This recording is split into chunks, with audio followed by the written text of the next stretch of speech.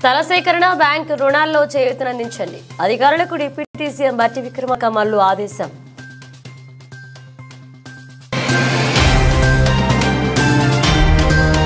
కార్తీక పౌర్ణమి వేడుకల్లో పాల్గొన్న మంత్రి నారా లోకేష్. మంగళగిరిలో కోటి దీపోత్సవంలో పాల్గొన్న జ్యోతి ప్రజ్వలనం.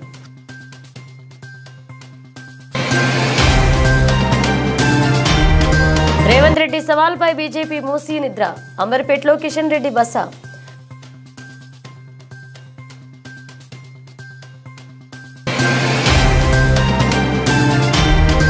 నారా కుటుంబంలో తీవ్ర విషాదం. సీఎం చంద్రబాబు సోదరుడు నారా రామ్మూర్తి నాయుడు కన్నుమూత.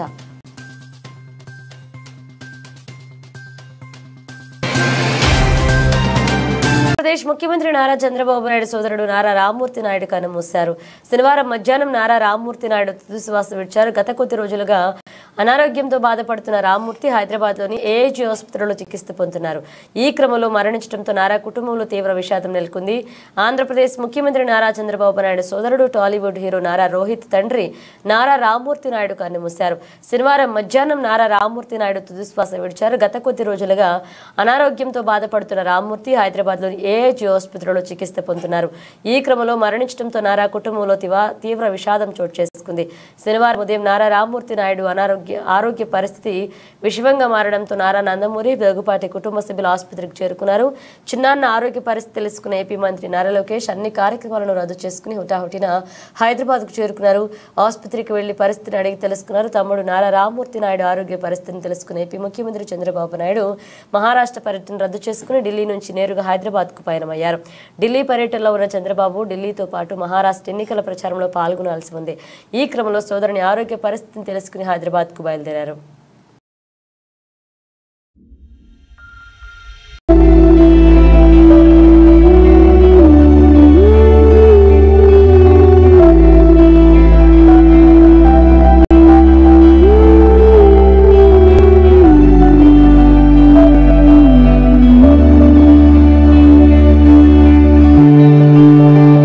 ఫైర్ సేఫ్టీపై అవగాహన కల్పించడంతో పాటు అగ్ని ప్రమాదంపై అవగాహన పెంచేందుకు సచివాలయంలోని ఫైర్ సర్వీసెస్ డిపార్ట్మెంట్ ఈ రోజు డాక్టర్ బిఆర్ అంబేద్కర్ తెలంగాణ రాష్ట్ర సచివాలయంలో ఎస్పీఎఫ్ సిబ్బందికి అవగాహన కార్యక్రమాన్ని నిర్వహించింది. గతంలో తెలంగాణ స్పెషల్ పోలీసుల రక్షణలో ఉన్న సచివాలయ భద్రతను ఇటీవలే ఎస్పీఎఫ్కి అప్పగించడం G V Prasad assistant district fire officer, station fire officer, జెన్యా స్టేషన్ ఫైర్ ఆఫీసర్, ఏ ఆదయ ప్రాథమిక అగ్నిమాపక అవగాహన, ఫైర్ ఎక్స్ ట్వింగ్లిస్టర్లు అలాగే ఫిక్స్డ్ ఫైర్ ఇన్స్టాలేషన్స్ను ఉపయోగించాలనే అంశాన్ని వివరించారు. ఎమ్మెల్యే కేపీ వివేకానంద కార్పొరేషన్ మాజీ chairman doctor Errolla Srinivas press meet నిర్వహించారు. మాట్లాడుతూ రాష్ట్రంలో 11 నెలలుగా అటవిక పాలన నడుస్తుందని, వర్గాలను మోసం చేసి అధికారంలోకి వచ్చారు రేవంత్ రెడ్డి. ఇప్పటి వరకు తన మార్కును చూపలేకపోయారని, అక్రమ కేసులు, అక్రమ అరెస్టులు చేస్తున్నారని, కేటీఆర్ హరీష్ రావుపై బురద జల్లుతున్నారని, కేసీఆర్ నాయకత్వాన్ని బలహీనపరచారని కుట్ర చేస్తున్నారు. ఇక కాంగ్రెస్, బీజేపీ రాష్ట్రంలో ఒకటయ్యాయి. కేంద్ర మంత్రి బండి సంజయ్ రేవంత్ రెడ్డి సహాయ మంత్రిగా పనిచేస్తున్నారన్నారు. ఇక రేవంత్ రెడ్డిని దించే ప్రయత్నం చేస్తున్నారని, జాగ్రత్తగా ఉండాలని బండి సంజయ్ అన్నారు. రేవంత్ రెడ్డి, బండి సంజయ్ కలిసి బీఆర్ఎస్ పార్టీని లేకుండా చేయాలని చూస్తున్నారని, రేవంత్ రెడ్డి, బండి సంజయ్ బంధం ఫెవికల్ బంధంలా మారిందని, ఆర్ఎస్ బ్రదర్స్ లాగా ఇద్దరు పనిచేస్తున్నారని, సీఎం రేవంత్ రెడ్డి నియోజకవర్గంలో ఘటన జరిగితే బండి సంజయ్ ఎందుకు నోరు విప్పడం లేదని, స్వంత ఎంపీడీ కరుణను లగచర్ల గ్రామానికి వెళ్లకుండా పోలీసులు అడ్డుకుంటే బండి సంజయ్ ఎందుకు మాట్లాడలేదన్నారు. లగచర్లలో గిరిజన రైతులను అరెస్ట్ చేస్తే బండి సంజయ్ ఏం చేస్తున్నారు? రేవంత్ రెడ్డికి బండి సంజయ్ సహకరిస్తున్నారు. కొడంగల్ అగ్నిగుండంగా మారితే బండి సంజయ్ ఎక్కడ నిద్రపోయారో, కేటీఆర్ బామ్మర్ దీంట్లో పార్టీ జరిగితే రేవంత్ రెడ్డి ఫోన్ చేయగానే బండి సంజయ్ నెట్ లేదు, వర్క్ లేదు, వర్త్ లేదు. కేటీఆర్ను వ్యక్తిగతంగా రేవంత్ రెడ్డి, బండి సంజయ్ టార్గెట్ చేస్తున్నారు. మూసి ప్రక్షాళన పేరుతో లూటీ చేయాలని అనుకున్న స్వంత అల్లుడి కోసమే కొడంగల్లో రైతుల భూములు లాక్కున్నారు. ఇక తెలంగాణ రాష్ట్రాన్ని రేవంత్ రెడ్డి, బండి సంజయ్ అగ్నిగుండంలా మారుస్తున్నారు. తన ప్రైవేట్ సైన్యంలో పోలీసులను వాడుకుంటున్నారన్నారు. లగచర్ల ఘటనకు ప్రభుత్వ వైఫల్యం కారణం అధికారులపై దాడి చేసింది. కాంగ్రెస్ పార్టీ కార్యకర్తలు పార్టీలకు అతీతంగా భూములు ఇవ్వమని తిరుగుబాటు చేశారే. మాజీ ఎమ్మెల్యే పట్నం నరేందర్ రెడ్డిని అక్రమంగా అరెస్ట్ చేశారు. ఇక రేవంత్ రెడ్డి స్క్రిప్టును కాంగ్రెస్ నేతలు చదువుతున్నారన్నారు. బీఆర్ఎస్ నేతలను ఇరికించాలని కాంగ్రెస్ ప్రభుత్వం 5 సార్లు ప్రయత్నాలు చేస్తుందన్నారు. ప్రభుత్వం రైతులను రెచ్చగొట్టి బీఆర్ఎస్ పార్టీపై నెపం నెట్టిందని, లగచర్ల గిరిజనుల పక్షాన బీఆర్ఎస్ ఉంటుందన్నారు.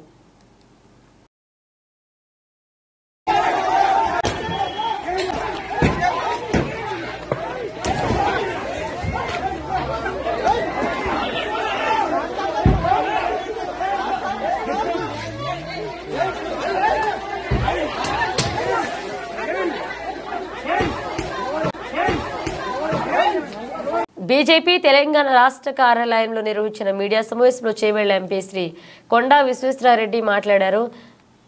దేశంలో అత్యుత్తమమైన వ్యవస్థ సుప్రీంకోర్టు. ఎవరైనా సుప్రీంకోర్టు ఆదేశాలను పాటించాల్సిందే. కానీ మన దేశంలో కొంతమంది నాయకులు చేతిలో రాజ్యాంగం పుస్తకం పట్టుకుని మరీ ప్రజలను మోసం చేస్తున్నారన్నారు. నాడు కాంగ్రెస్ ప్రభుత్వం రాజ్యాంగ వ్యతిరేకంగా సెక్యులర్ స్ఫూర్తికి వ్యతిరేకంగా 1995 వర్క్ చట్టం ట్రిబ్యునల్ను తీసుకొచ్చింది. సుప్రీంకోర్టు కంటే మించి వర్క్ బోర్డుకు ఎక్కువ అధికారాలు ఇచ్చారు. 1995 వర్క్ చట్టాన్ని అడ్డుపెట్టుకుని చేవెళ్ల పార్లమెంట్ నియోజకవర్గంలో ఈ రోజుకు కూడా కొంతమంది ఔరంగజేబు మాదిరిగా దాడి చేసి భూములు ఆక్రమించారు. ఇక చేవెళ్ల పార్లమెంట్ సెగ్మెంట్ లో ఔరంగజేబు విధానాలు ఇంకా పీడిస్తున్నాయి. గుట్టలు బేగంపేటలో 90 ఎకరాల వర్క్ బోర్డు చట్టాన్ని అడ్డు పెట్టుకుని ఆక్రమించుకున్నారు. ఇక 300 ఏండ్ల క్రితం ఔరంగజేబు నోటి మాటలతో భూములు ఇచ్చి ఉండొచ్చు, కానీ నేడు కుప్పలు కుప్పలుగా డాక్యుమెంట్లతో భూములు మావి అంటున్నారు. సుప్రీంకోర్టు తీర్పునకు వ్యతిరేకంగా ఫ్లాట్లను ఆక్రమించుకున్నారు.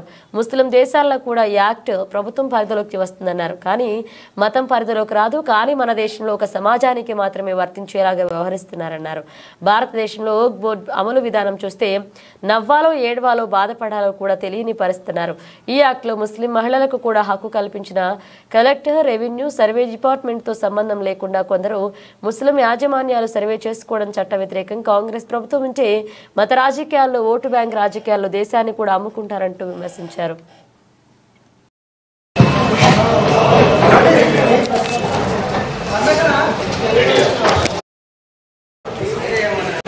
ఈరోజు కాంగ్రెస్ పార్టీది క్రూరమైన హాస్యం. అది నవ్వాలనా? డెమోక్రసీ అంటే ఏంది, కాన్స్టిట్యూషన్ ఏంది, ఇవన్నీ కూడా పక్కకు పెట్టి అన్నిట్లా ఎక్కువ అధికారం ఇచ్చింది కాంగ్రెస్ పార్టీ. ఇది వర్క్ యాక్ట్ ప్రకారంగా. అయితే దీంట్లో రిట్ పిటిషన్ నంబర్ 19424లా ఉన్నది. ఇంట్లో కోర్టుల, హైకోర్టుల the pleadings are referred to in extent, sir.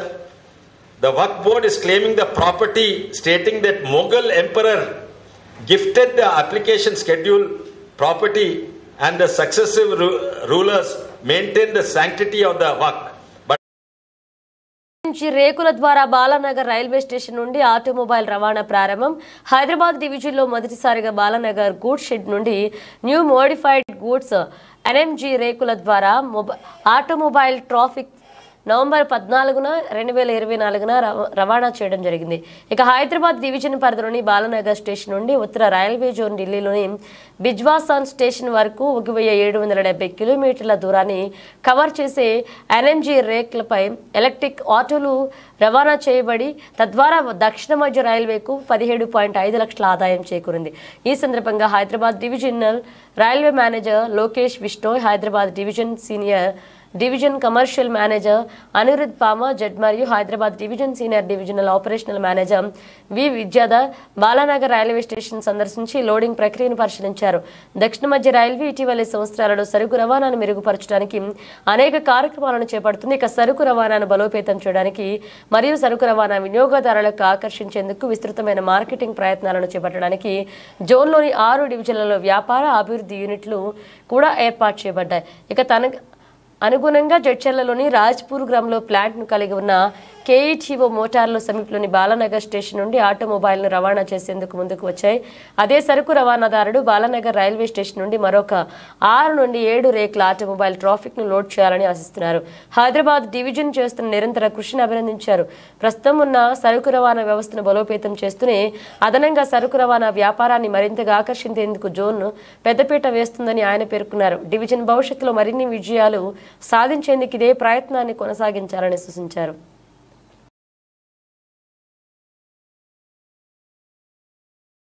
Indira మహిళా శక్తి పథకం ద్వారా గ్రామీణ ప్రాంతాల్లోని స్వయం సహాయక సంఘాల సభ్యులను పారిశ్రామికవేత్తలుగా తీర్చిదిద్దాలని డిప్యూటీ సీఎం బట్టి విక్రమార్క మల్లు అన్నారు. శుక్రవారం ప్రజాభవన్లో జరిగిన అధికారుల సమావేశంలో ఆయన స్పష్టం చేశారు. స్వయం సహాయక సంఘాల ఫెడరేషన్ల ద్వారా రాష్ట్రంలో పెద్ద ఎత్తున సోలార్ పవర్ ఉత్పత్తికి త్వరితగిన చర్యలు ప్రారంభించాలన్నారు. స్వయం సహాయక సంఘాల ఫెడరేషన్లకు అవసరమైన స్థలాలను సేకరించి వారికి లీజుకి ఇవ్వాలన్నారు. సోలార్ పవర్ ఉత్పత్తికి అవసరమైన ఆర్థిక నిధులకు గాను బ్యాంకర్లతో సమావేశం ఏర్పాటు చేసి చేసి రుణాలు ఇప్పించే ఏర్పాటు చేయాలన్నారు. ఇక రుణాలని పేమెంట్లో స్వయం సహాయక సంఘాల సభ్యులు 99% ప్రగతిని కనబరుస్తున్నారని, వీరికి రుణాలు ఇచ్చేందుకే బ్యాంకర్లు ఆసక్తిగా ఉన్నారని చెప్పారు. ఇటీవలే బ్యాంకర్ల సమావేశంలోనూ స్వయం సహాయక సంఘాల సభ్యులు పారిశ్రామికవేత్తలుగా ఎదిగేందుకే సోలార్ పవర్ ఉత్పత్తి ఫ్లాట్ల ఏర్పాటు, ఆర్టీసీకి బస్సులు సమకూర్చేటటువంటి మరిన్ని పథకాలను ప్రభుత్వం అందుబాటులోకి తీసుకురానున్నట్లుగా స్పష్టం చేశామని, వారు కూడా విరివిగా రుణాలు అందించి ఆర్థికంగా ప్రోత్సాహం అందిస్తామని స్పష్టం చేసిన విషయాన్ని డిప్యూటీ సీఎం అధికారులకు వివరించారు. మహిళా సంఘాలకు ఆర్థిక చేయూతనివ్వడం ద్వారా పారిశ్రామికవేత్తలుగా తీర్చిదిద్దడం ద్వారా సామాజిక మార్పు సాధించేందుకు అవకాశం ఏర్పడుతుందని డిప్యూటీ సీఎం తెలిపారు. స్వయం సహాయక సంఘాలు ఆర్థికంగా బలపడితే గ్రామీణ మహిళలు ఆర్థికంగా సామాజికంగా బలోపేతం అయ్యేందుకు అవకాశం ఏర్పడుతుందని అధికారులకు డిప్యూటీ సీఎం వివరించారు. ఈ కార్యక్రమాన్ని ప్రతిష్టాత్మకంగా తీసుకుని పంచాయతీరాజ్, గ్రామీణాభివృద్ధి శాఖ, విద్యుత్ శాఖ అధికారుల సమన్వయంతో ముందుకు వెళ్లాలన్నారు.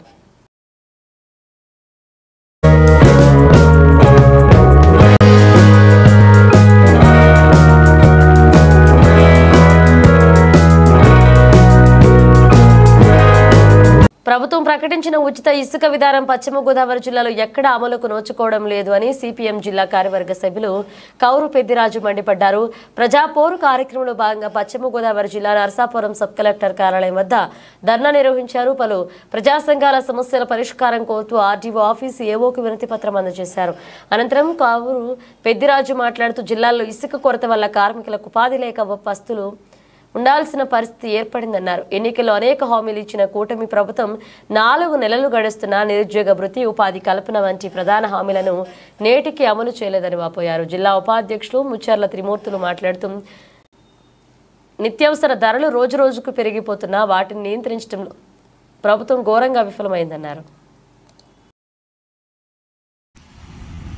ఆపాలి ఉక్కు పరిశ్రమ ప్రైవేటీకరణ, ఆపాలి ఉక్కు పరిశ్రమ ప్రైవేటీకరణ, వ్యతిరేకించండి విశాఖ ఉక్కు ప్రైవేటీకరణను, నశించాలి కేంద్ర ప్రభుత్వం నిరంకుశ వైఖరి, నశించాలి కేంద్ర ప్రభుత్వం నిరంకుశ వైఖరి, వ్యతిరేకించండి ట్రూ అప్ ఛార్జీలను, విద్యుత్ ఛార్జీలను, వ్యతిరేకించండి ప్రజలపై 26 కోట్ల రూపాయల భారాలు వేస్తున్న ట్రూ అప్ విద్యుత్ ఛార్జీలను, పరిష్కరించాలి ప్రజా సమస్యలు, తగ్గించాలి అధిక ధరలు, తగ్గించాలి అధిక ధరలు, మద్యం విచ్చలవిడి విధానాన్ని అరికట్టాలి, మద్యం విచ్చలవిడి విధానాన్ని పరిష్కరించాలి, ప్రజా సమస్యలను ఇవ్వాలి, టిక్కో ఇళ్లను ఇవ్వాలి, టిక్కో ఇళ్లను ఇవ్వాలి, టిక్కో ఇళ్లను ఇవ్వాలి, ప్రభుత్వం చెప్పినట్టు 2 సెంట్లు పరిష్కరించాలంటేనే ఇళ్ల స్థలాల సమస్యలను సిగ్గు విశాఖ ఉక్కు ఫ్యాక్టరీని ప్రైవేటీకరణ చేయడం,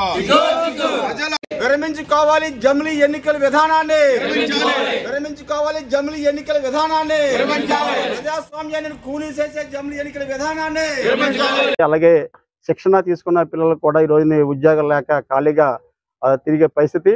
మరి గతంలో మోడీ గారి ప్రభుత్వం సంవత్సరానికి 2 కోట్ల ఉద్యోగాలు ఇస్తామని చెప్పేసి అన్నారు. ఆ హామీ కూడా ఎక్కడ అమలు జరగలేదు.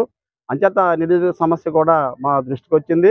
అలాగే ఉచిత ఇసుక అని చెప్పేసి ప్రభుత్వం అంటే ఏదైతే టీడీపీ ఎన్నికల ముందు పెద్ద ఎత్తున వాగ్దానం చేసింది, అది సక్రమంగా అమలు కావట్లేదు. ఇసుక సామాన్యులకి లభ్యత ఎక్కడ కూడా ఉండట్లేదు.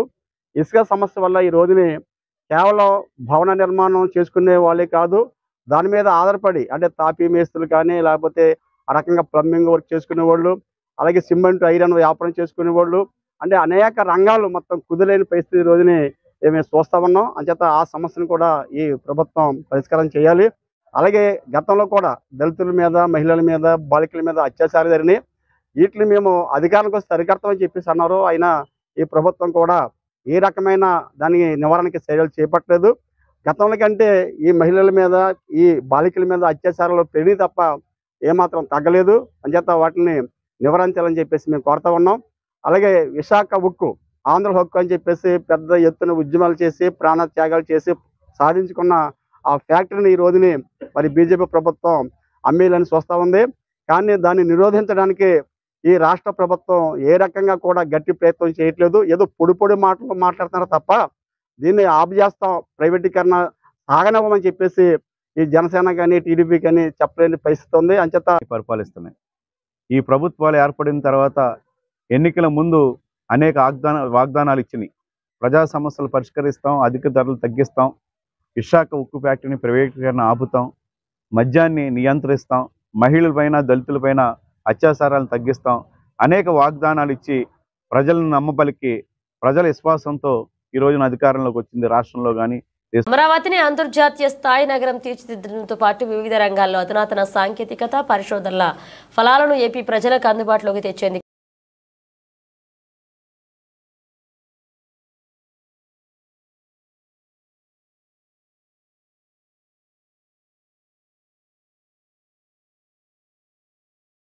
అమరావతిని అంతర్జాతీయ స్థాయి నగరం తీర్చిదిద్దడంతో పాటు వివిధ రంగాల్లో అధునాతన సాంకేతికత పరిశోధనల ఫలాలను ఏపీ ప్రజలకు అందుబాటులోకి తెచ్చేందుకు దేశంలోనే పేరెన్నిగన్న రీసెర్చ్ ఇన్స్టిట్యూట్ అయినటువంటి ఐఐటి మద్రాస్ ఏపీ ప్రభుత్వం పలు కీలక ఒప్పందాలను కుదుర్చుకుంది. పరిశ్రమల అవసరాలకు అనుగుణంగా గ్రాడ్యుయేట్, అండర్ గ్రాడ్యుయేట్ విద్యార్థులకు శిక్షణ ఇవ్వడం, అత్యాధునిక పరిశోధనలు నిర్వహించడం, సమాజానికి ప్రయోజనం చేకూర్చే సామాజిక సంబంధిత కార్యకలాపాల్లో ఏపీ ప్రభుత్వంతో కలిసి పనిచేయాలని ఐఐటి మద్రాస్ నిర్ణయించింది. ఐఐటి ఎం ప్రతినిధులతో ఈ రోజు ఉదయం ముఖ్యమంత్రి చంద్రబాబు నాయుడు సమక్షంలో ఈ మేరకు జరిగిన చర్చలు ఫలవంతమయ్యాయి. ఇక సాయంత్రం మంత్రి నారా లోకేష్ సమక్షంలో ఐఐటి మద్రాస్ ఏపీ ప్రభుత్వ ప్రతినిధులు నడుమ కీలక ఒప్పందాలు జరిగాయి. ఈ కార్యక్రమంలో మంత్రులు పొంగూరు నారాయణ, మండుపల్లి రాంప్రసాద్ రెడ్డి, బీసీ జనార్దన్ రెడ్డి, ముఖ్యమంత్రి కార్యదర్శి ప్రద్యుమ్న, ఉన్నతాధికారులు Kritika Shukla, Vijayaramaraju, Yuvraj, Kannababu, IIT Madras director professor Vijayanathan Kamakoti, dean of planning Ramanujam సారథి,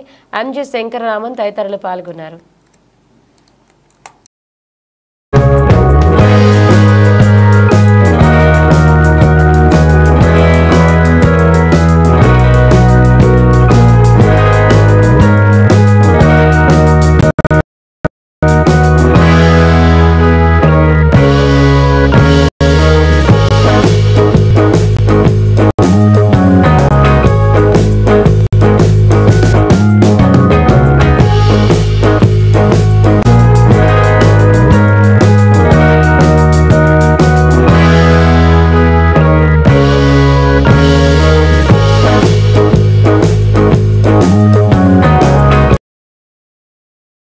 కార్తీక పౌర్ణమి వేడుకలో విద్యా ఐటీ శాఖల మంత్రి నారా లోకేష్ సందడి చేశారు. కార్తీక పౌర్ణమిని పురస్కరించుకుని మంగళగిరిలోని దిగువన ఉన్న శ్రీ లక్ష్మీ నరసింహస్వామి ఉత్తర గాలి గోపురం వద్ద ఓం శ్రీ మణిద్వీపం చారిటబుల్ ట్రస్ట్ ఆధ్వర్యంలో ఏర్పాటు చేసిన కోటి దీపోత్సవంలో పాల్గొని అఖండ కోటి దీపాన్ని వెలిగించారు.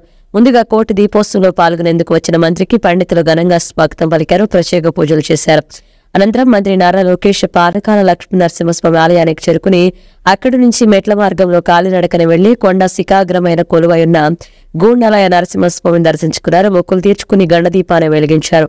ఈ సందర్భంగా వేద పండితులు ప్రత్యేక పూజలు నిర్వహించి ఆశీర్వచనాలు అందించారు. గండాలయ స్వామి కొండకు మంత్రి నారా లోకేష్ శాఖను పురస్కరించుకుని పెద్ద ఎత్తున బాణాసంచా కల్చరీ కార్యక్రమంలో కూటమి నేతలు పాల్గొన్నారు. కెమెరా చూస్తాం కదా, చూడండి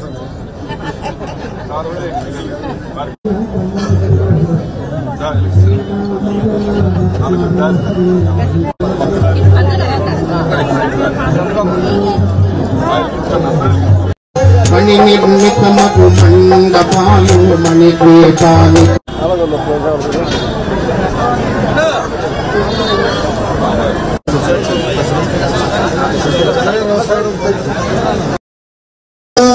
నారాయణ కామయత ప్రజా సృజేతి నారాయణ ప్రాణపదే దదో అమృతత్వముష్పదేవి ఏవం వేద ప్రత్యగమ్యానో రాత్రికృతం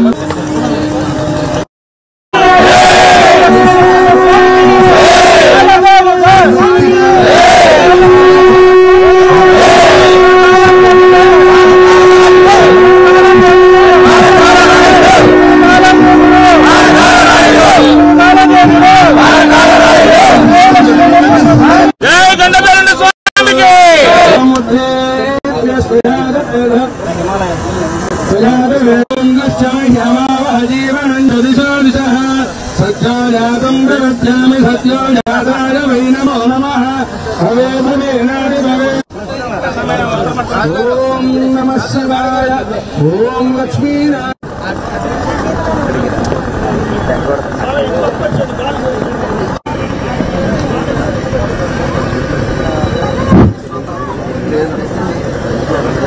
అమృతమామృతాంబురే తస్మై బ్రహ్మజ బ్రహ్మజాయ కీర్తిం దేవతాభిర్భరతే యావదేవై దేవతాస్తా సర్వాభి బ్రాహ్మణేన సందే తస్మాత్ బ్రాహ్మణేభ్యో వేద విద్యాదివే దివే నమస్కుర్యామా శ్రీరంగే దేవతా పర్యాప్యానందరాయ సర్వస్తోమోదిరాక్షరుత్తమహర్భవదేవ సరదా వర్ధమానయ చ వినిగమో భవతి రమినే సందే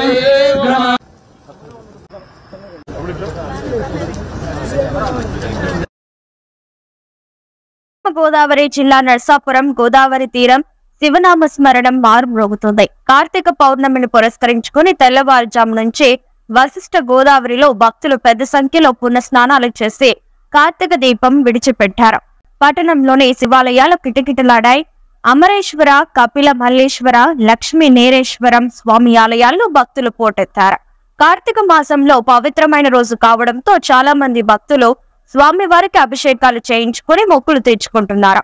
కార్తీక పౌర్ణమి రోజున ఎవరైతే నదీ స్నానం ఆచరించి కార్తీక దీపాలను వెలిగిస్తారో వారికి సకల పుణ్య ఫలం లభిస్తుందని పూజారులు చెప్తున్నారు.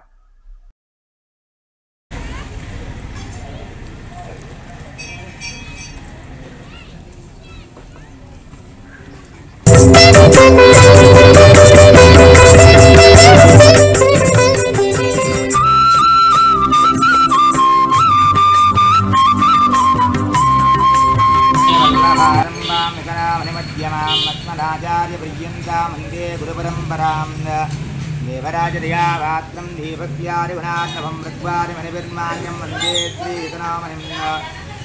జ్యోతినామ సంవత్సరం కార్తీక పౌర్ణమి మహా పర్వదినాన్ని పురస్కరించుకుని వశిష్ఠా తీరంలో పవిత్ర గోదావరి నది స్నానం చేసి భక్తులందరూ కూడా ఈరోజు శివాలయం విష్ణాలయం దర్శనం చేసుకోవడం అనేటువంటిది ప్రతి పౌర్ణమికి కార్తీక పౌర్ణమికి భక్తులందరూ కూడా అశేషంగా పవిత్రమైనటువంటి గోదావరి తీరానికి ఇచ్చేసి ఇక్కడ పుణ్యనది స్నానం చేసి శుభ్రమైనటువంటి వస్త్రాలు ధరించి మడిబట్టలు ధరించి దేవాలయానికి వెళ్ళి దేవాలయంలో ఈశ్వరుని దర్శించి తద్వారా వీరందరూ కూడా మంచి భక్తితోటి శ్రద్ధాభక్తులతోటి నదీ స్నానం చేయడంతో పాటు శివాలయ దర్శనం అనేది విశేషంగా జరుగుతుంది. ఈవేళ కార్తీక మాసంలో తులారాశిలో ఉండగా నదీ స్నానం చేయడం వల్ల గత జన్మల్లో కానీ ఈ జన్మల్లో కానీ చేసినటువంటి పాపమంతా పరిహారం అవడమే కాకుండా పుణ్యమైనటువంటి లోకాలకు వెళ్ళేటువంటి స్థితి ఉందని చెప్పి కార్తీక పురాణం చెబుతుంది. దాన్ని అనుసరించి ప్రతి ఒక్కరు కూడా ఈవేళ అవకాశం ఉన్నటువంటి అందరూ కూడా ఇష్టపడి వచ్చినా రాకపోయినా ఈ పుణ్యనదీ స్నానం కోసం ఎక్కడి నుంచో చుట్టుపక్కల గ్రామాల నుంచి ఇక్కడికి వశిష్ఠా తీరానికి నర్సాపురం పట్టణంలో ఉన్నటువంటి వశిష్ఠా తీరానికి వచ్చి నదీ స్నానం చేయడం అనేది చాలా విశేషమైనటువంటిది. ఈవేళ ఉదయం నుంచి 3 గంటల నుంచి కూడా నదీ స్నానం జరుగుతుంది. ఇక్కడ అందరూ కూడా వచ్చి దీపారాధన తీసుకుని ధరించడం అనేది జరుగుతుంది. ఆ కార్తీక దామోదరుల యొక్క అనుగ్రహం వల్ల వాళ్ళు చేసినటువంటి పుణ్య ఫలితం వల్ల వాళ్ళందరికీ కూడా గత జన్మల్లో ఉన్న పాపాలను నశించి పుణ్యలోక ప్రాప్తి కలగాలని కార్తీక పౌర్ణమి రోజున దీపదానం చేయడం అనేది విశేషమైనటువంటి ఫలితం. ద్రవ్యాన్ని దానం చేసి స్వయం పాకదానంతో సహా ఫలదానం అనేటువంటిది ఈవేళ కార్తీక పౌర్ణమికి ఎంత విశిష్టమైనది.